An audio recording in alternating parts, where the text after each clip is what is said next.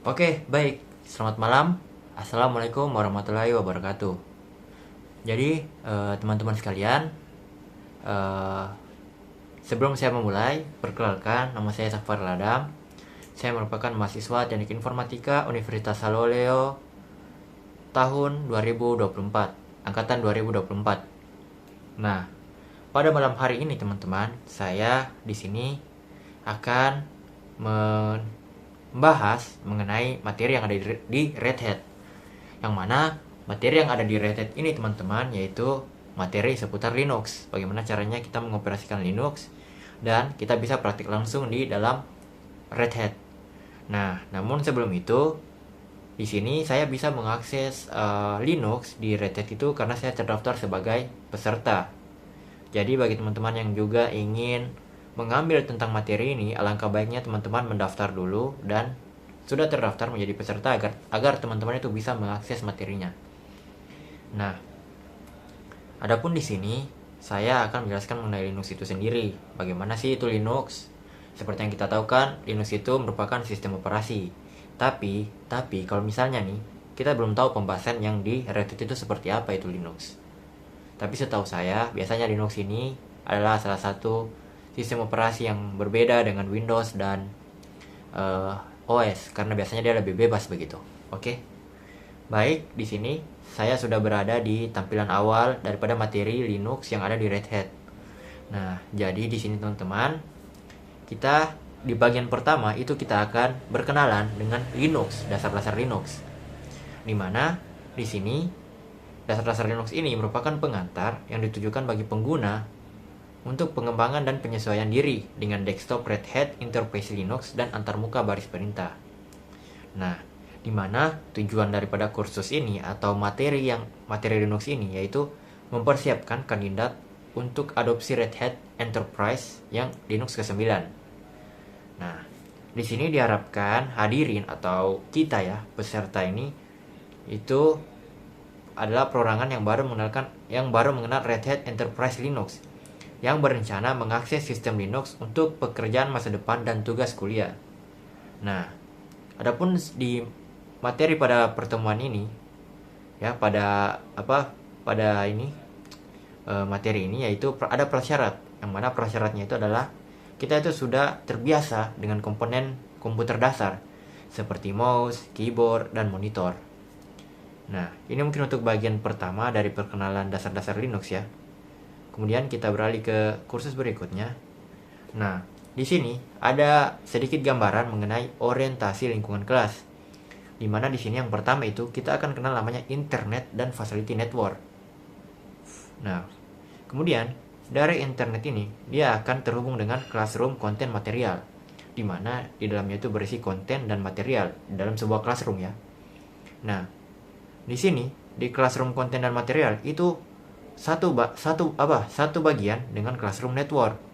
Nah, jadi di dalam classroom network ini akan ada classroom konten material dan di classroom konten material ini harus terhubung dengan internet dan facility network.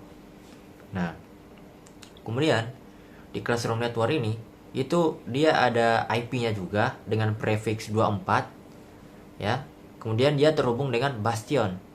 Nah, Bastion ini adalah router, yang mana router yang menghubungkan antara classroom network dan juga student network. Nah, bagaimana kalau misalnya Bastion ini tidak berfungsi begitu? Maka antara classroom network dengan student network itu akan terpisah, tidak terhubung. Jadi classroom network cuma bisa mengakses ini dan student network itu cuma bisa mengakses workstation dan servera. Nah, jadi Bastion ini sebagai router, di mana dia menghubungkan antara classroom network dan juga student network. Nah, kita bisa lihat di student network ini teman-teman, itu juga ada IP-nya, di mana IP-nya 172.25.250.0, yang mana prefixnya itu juga 24. Nah, di sini di student network ini dia terhubung dengan workstation dan servera. Nah, di sini ada gambaran yaitu lingkungan kelasnya ya orientasinya. Nah, kemudian di sini dalam mata kuliah ini sistem komputer utama untuk kegiatan pembelajaran kita langsung adalah workstation. Nah, jadi nanti sebentar kita akan menggunakan yang namanya workstation. mahasiswa juga akan menggunakan mesin lain untuk kegiatan ini, yaitu Servera. Jadi kita nantinya ke depannya itu akan menggunakan dua ini teman-teman dalam prakteknya kita ya, prakteknya kita di materi Linux ini, yaitu Workstation dan Servera. Nah, kedua sistem tersebut berada dalam Lex Example Com Domain DNS. Oke, semua sistem komputer ini siswa memiliki akun pengguna standar. Nah, jadi ketika kita masuk di dalam Workstation teman-teman, nantinya kita akan memiliki nama pengguna yaitu student, di mana kata sandi kita juga adalah student.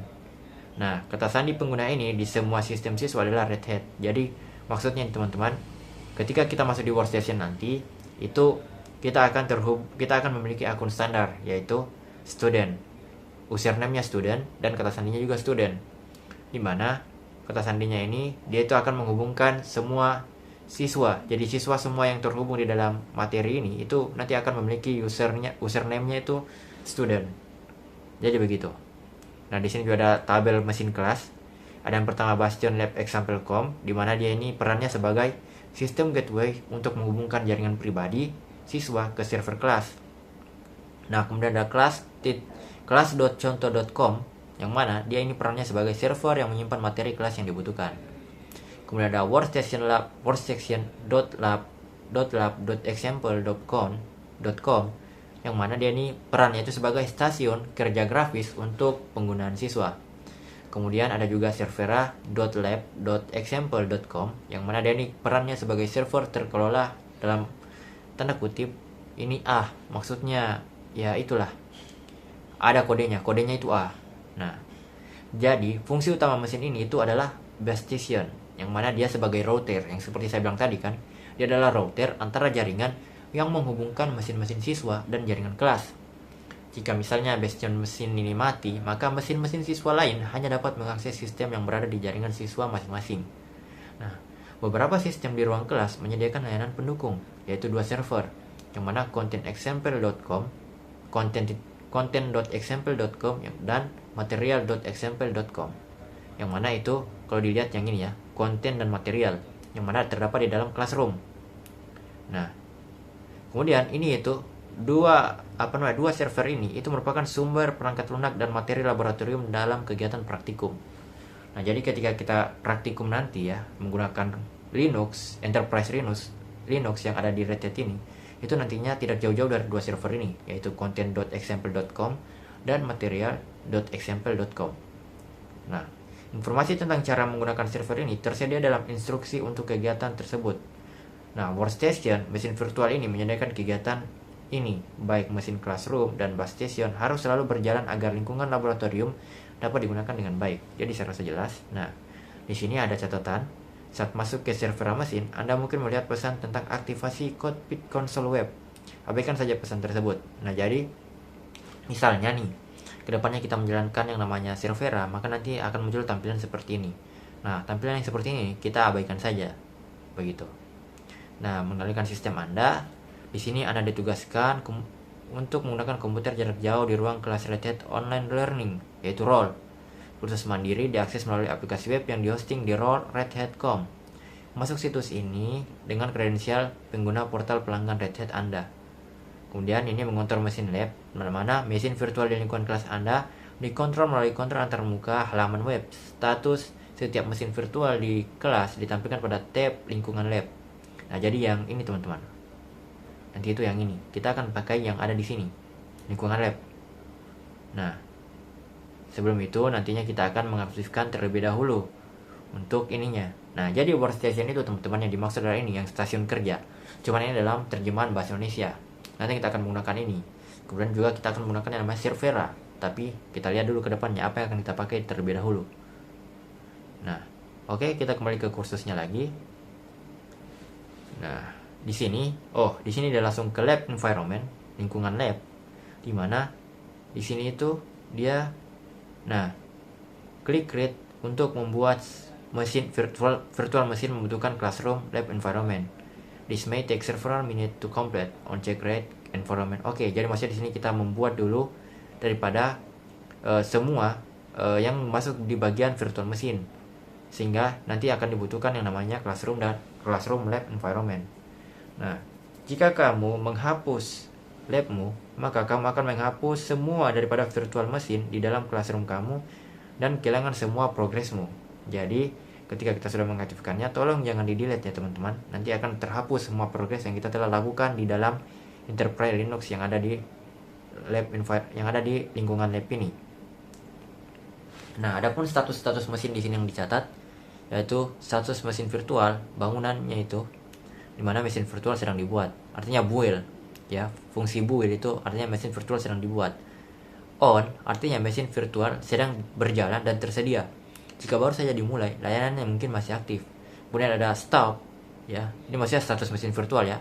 Kalau misalnya stop artinya mesin virtual dimatikan sepenuhnya. Saat dinyalakan, mesin virtual akan melakukan booting ke kondisi yang sama seperti sebelum dimatikan. Kondisi disk tetap dipertahankan. Nah, kemudian ada tindakan kelas seperti membuat atau create, yaitu membuat ruang kelas role, di mana membuat dan memulai semua mesin virtual yang dibutuhkan untuk ruang kelas ini. Itu proses pembuatan dapat memakan waktu beberapa menit. Wow, sangat ya. Kemudian ada fungsi menciptakan, yang mana di sini itu mesin virtual class role. Oke, kalau kita kembalikan, misalnya nih ya, kita kembalikan ke Inggris. Nah ini creating. Nah, di mana dia itu mesin virtual class role sedang dibuat.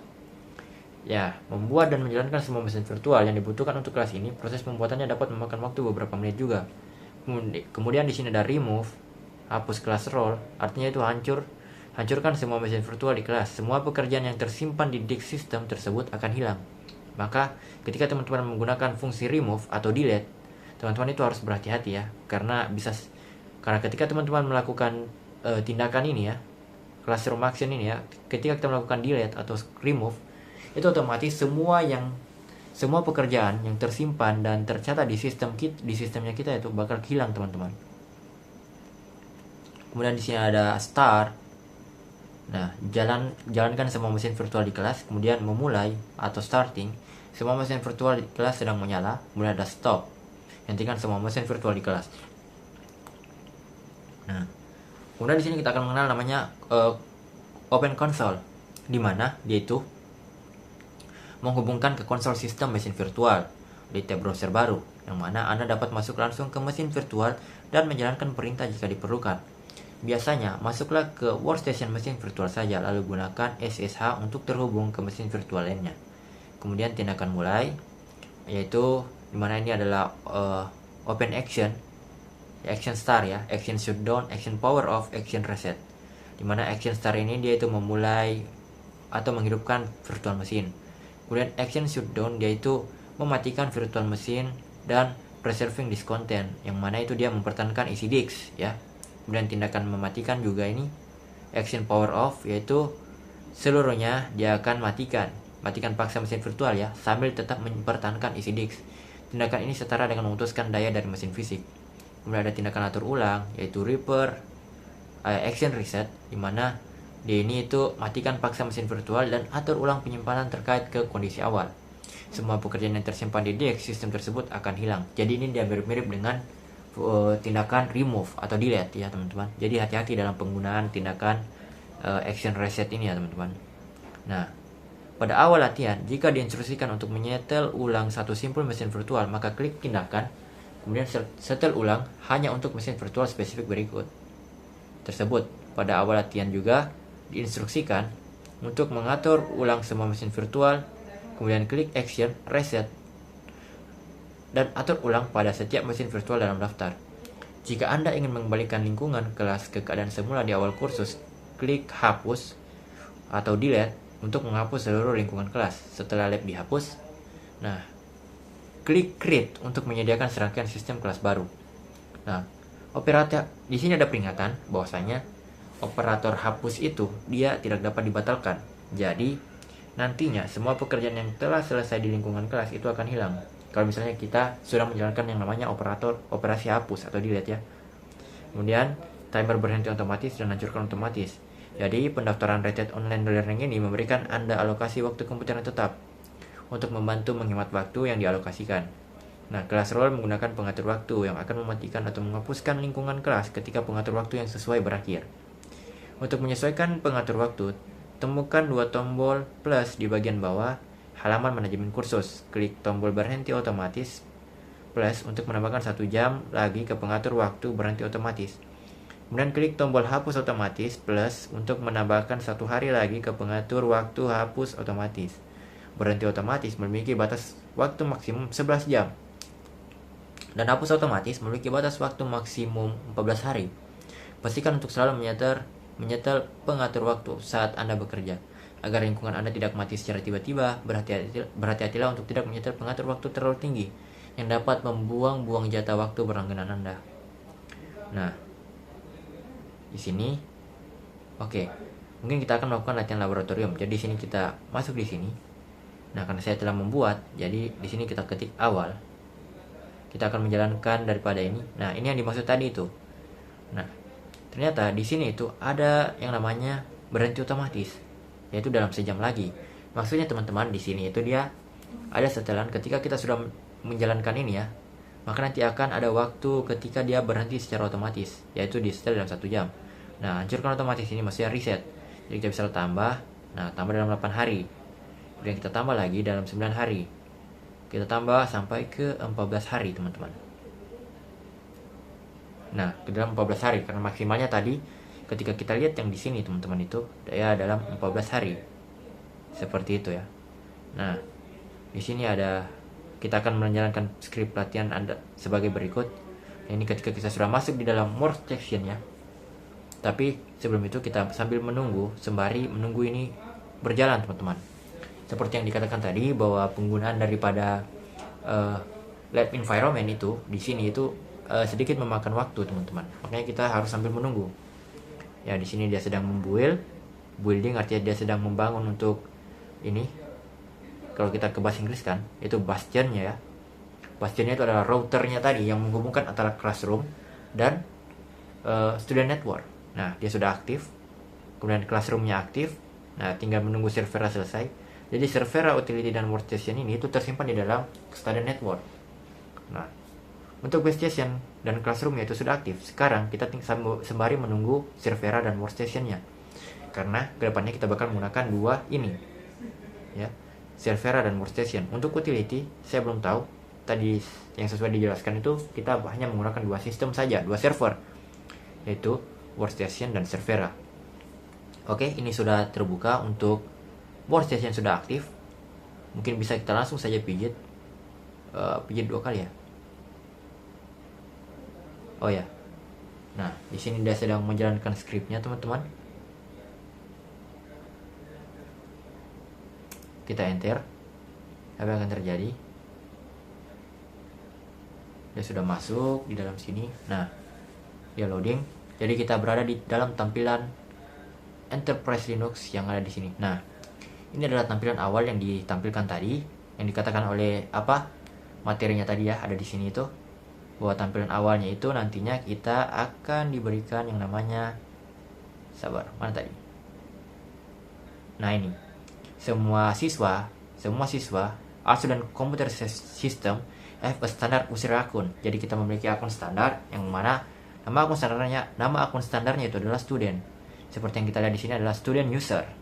Nah, kemudian di sini kita juga akan diberikan password, yaitu passwordnya student. Jadi di sini kalau kita ingin login, kita pijit. Nah, passwordnya itu adalah student. Jadi saya lihatkan saja di sini. Saya ketik ini. Kemudian kita ketikkan student. Nah, setelah kita ketikkan student, teman-teman, kita akan masuk di halaman utama daripada Linux, Enterprise Linux 9 yang ada di Red Hat. Nah, untuk tampilan awal daripada Linuxnya itu seperti ini, teman-teman. Nah, kemudian tadi ada perintah di sini, mana itu? Perintahnya itu di arah mana ya? Kita geser lagi 1 kali. Nah, ini kita harus mengetikkan ini, lab action exercise. Nah, jadi kita ke command prompt-nya, ke terminal ya, Dan di terminal kita ketikkan lab action exercise. Apa yang akan terjadi? Lab action exercise. Nah, kita harus samakan ya, lab action exercise. Oke. Setelah sudah seperti ini, kalau kita enter, apa yang terjadi? Oh, error.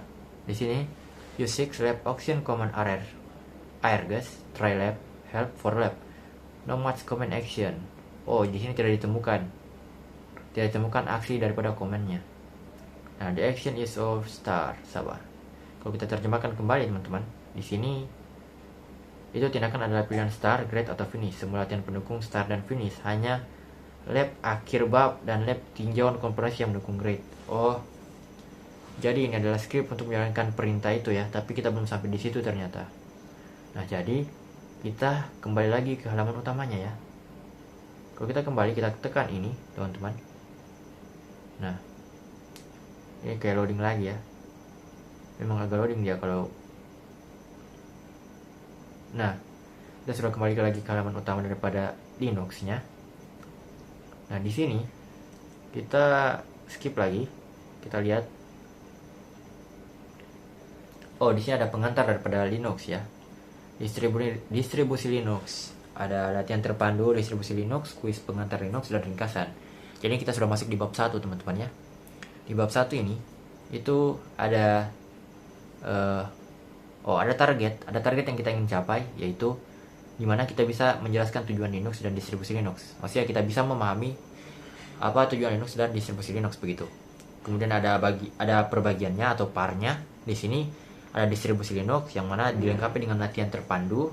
Kemudian ada pengantar Linux, yaitu kuis. Nanti berarti kedepannya ini akan ada kuis ya teman-teman. Nah, di sini di distribusi Linux tujuannya itu adalah kita mendefinisikan Linux sebagai kernel dan sistem operasi. Oh wait, sabar. Kernel Linux. Meskipun orang sering menyebut Linux sebagai sistem operasi, sebenarnya ia adalah kernel. Oh, jadi teman-teman di sini ternyata saya ada sedikit kesalahpahaman. Pada dasarnya memang saya itu mengira Linux adalah sebuah sistem operasi karena dia fungsinya ya itu mirip-mirip dengan sistem operasi lainnya seperti Windows dan Mac. Namun ternyata penjelasan yang ada di Red Hat Academy ini itu Linux bukan sebagai sistem operasi, tapi sebenarnya itu adalah kernel teman-teman. Yang mana dalam ilmu komputer, kernel itu adalah perangkat lunak yang bertanggung jawab untuk membuat sistem. Oke, kernel membuat driver untuk mengenali perangkat yang terpasang seperti keyboard, mouse, layar, dan sebagainya. Dan mengelola proses perangkat lunak.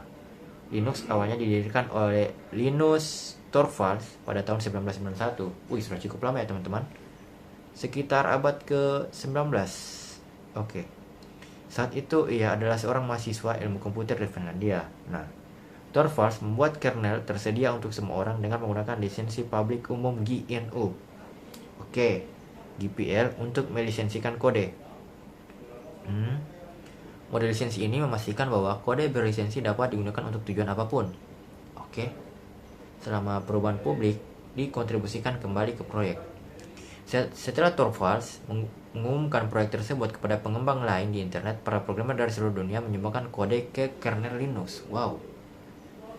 Jadi Linux ini merupakan sumbangan kode dari programmer yang ada di seluruh dunia.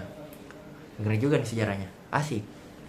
Nah, di antara kontributor awal tersebut adalah Red Hat. Wow, Red Hat. Wow, berarti Red Hat ini kontributor awal ya. Gila. Kok bisa ya? Aku baru tahu, Cok. Nah, di sini ternyata Red Hat itu telah berkontribusi pada pengembangan sistem operasi Linux sejak 1993, 2 tahun setelah Linux ini ada ya, teman-teman. Gila. Pada tahun 1998, Christian Peterson menciptakan istilah sumber terbuka. Open source.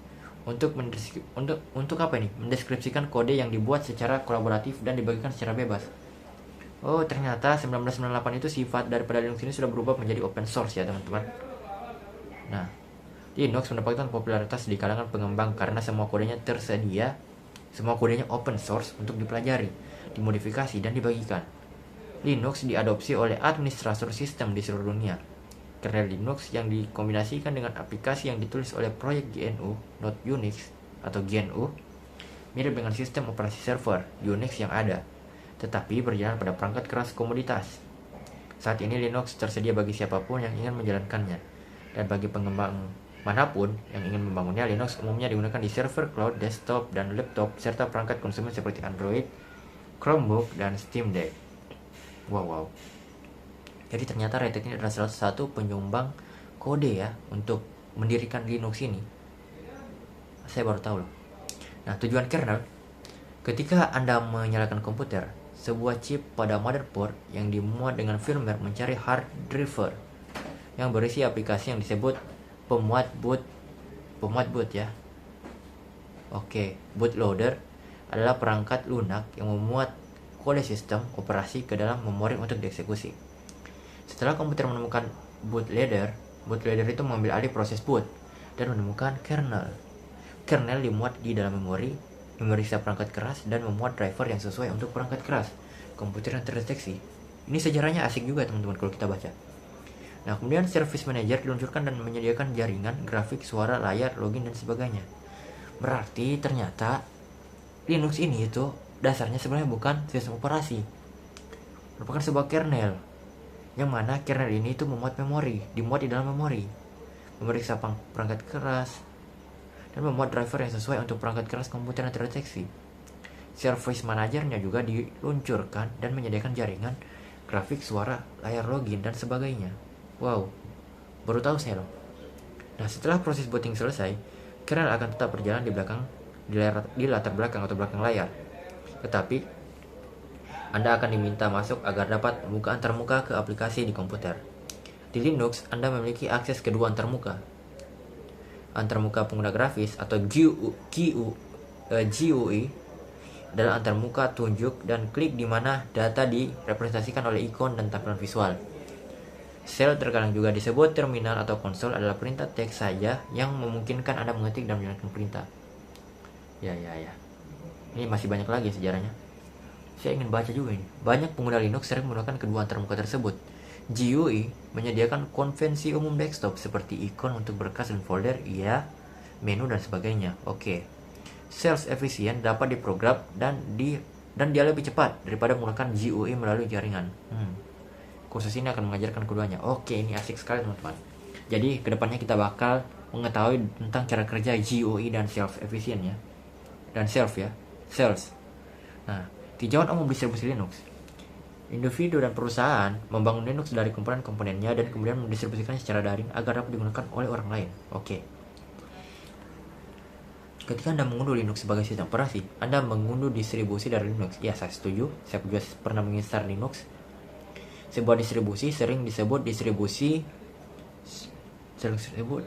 ya. Adalah versi khusus dari sistem operasi Linux dan dapat diproduksi oleh siapa saja yang memiliki keterampilan dan kebutuhan untuk membuatnya. Sebagian besar distribusi itu dirancang untuk tujuan tertentu, misalnya Raspberry Pi adalah sistem tertanam berdaya rendah seukuran kartu kredit, sehingga menjalankan distribusi Linux yang hanya menyediakan driver dan layanan khusus yang dibutuhkan oleh perangkat kerasnya. Oke. Mungkin bagian ini saya akan singkat saja. Kita langsung ke sini. Di sini ada RHEL ya. Red Hat Enterprise Linux. Adalah distribusi populer di server dan cloud. RHEL ini, HEL, berfokus pada stabilitas dan dukungan jangka panjang dan dikembangkan oleh Red Hat. Oke. Kemudian ada CentOS, yaitu platform pengembang untuk Red Hat Enterprise Linux. CentOS ini dikembangkan oleh Red Hat dan para sukarelawan. Boleh. Gelo. Fedora ini berfokus pada jadwal rilis yang cepat agar dapat menyediakan fitur-fitur terbaru. Jadi ini kita masih masuk di pengenalan daripada distribusi Linux yang populer. Jadi ada RHEL, CentOS, Fedora, dan Debian. Nah, Debian juga ini proyek sukarela yang berfokus pada stabilitas dan dukungan jangka panjang. Ada banyak distribusi turunan Debian. Oke. Nah, di sini juga kita mengidentifikasi distribusi Linux suatu sistem. Kursus ini berbasis sistem Red Hat Enterprise Linux seperti banyak distribusi lainnya. Red Hat Enterprise Linux menggunakan desktop GNOME sebagai GUI-nya ya. Karena distribusinya menggunakan begitu banyak komponen umum, distribusi yang akan digunakan tidak selalu jelas. Oke. Approve. Anda dapat mengidentifikasikan distribusi sistem Linux dengan berbagai cara. Misalnya, Anda dapat melihat informasi sistem dari aplikasi pengaturan di GUI ya. Oke, ini sejarahnya. Ini masih masuk pembahasannya. Kita baca aja dulu biar kita paham juga. Kemudian informasi ini mencakup memori, prosesor, penyimpanan, dan properti sistem lainnya. Oke. Jadi ketika kita ingin melihat sistem informasi ya, atau informasi sistem dari pengaturan GUI, Informasinya itu nanti akan mencakup memori, prosesor, penyimpanan, properti sistem lainnya. Oke. Nah, untuk mengakses informasi sistem, setelah Anda masuk ke sistem, klik aktivitas di pojok kiri atas desktop, kemudian ketik di kolom pencarian setting, klik hasilnya, atau tekan enter pada papan ketik Anda. Di jendela pengaturan, gulir ke bawah daftar di panel kiri dan klik tentang. Anda dapat memverifikasi nama distribusi beserta versi sistem operasinya di kotak name OS. Oke, kita langsung coba saja. Jadi di sini arahannya itu kita menuju ke setting.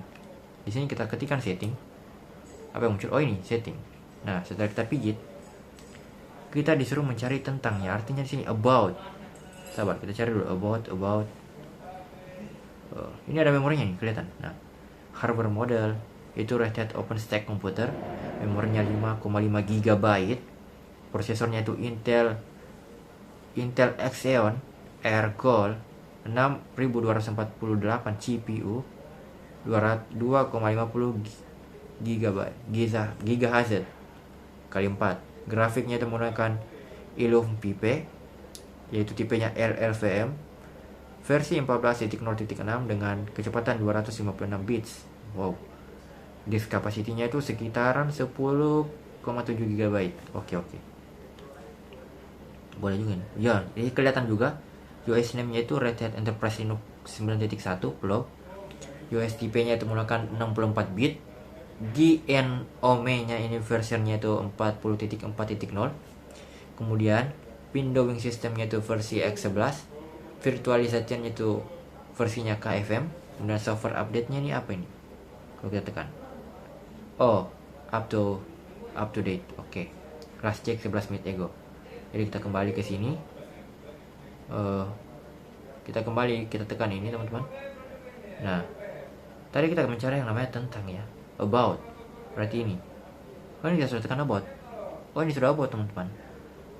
Nah, device name-nya itu adalah Workstation Lab. Ini yang dimaksud tadi, teman-teman. Yang dimaksud daripada ini ya. Mana tadi? Materi yang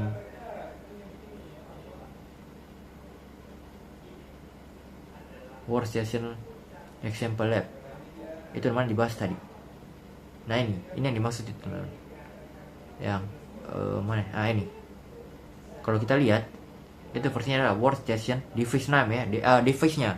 Nama device-nya itu yaitu Workstation Lab Example Com.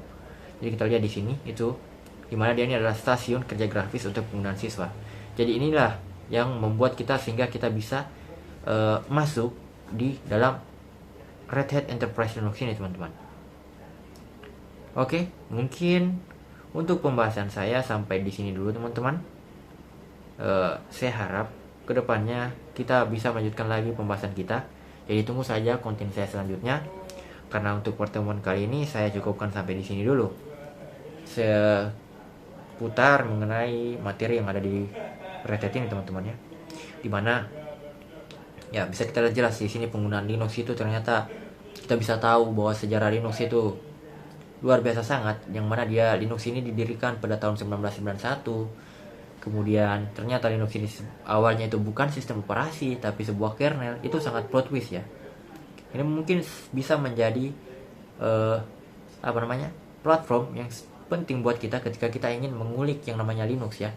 Ya, jadi kalau teman-teman ingin mengakses atau ingin mencari mencari materi mengenai Linux, atau kita mungkin ingin fokus ke pengembangan Linux, teman-teman bisa cari saja platform Red Hat Academy ini. Kemudian teman-teman mendaftar sehingga teman-teman bisa mengakses materinya. Oke, untuk pertemuan ini malam saya cukupkan dulu sampai di sini. Untuk pertemuan ini hari ya. Lebih dan kurangnya penjelasan saya itu mohon dimaafkan. Apabila ada salah kata saya juga, saya meminta maaf yang sebesar-besarnya. Akhir kata, teman-teman sekalian, assalamualaikum warahmatullahi wabarakatuh. Dadah.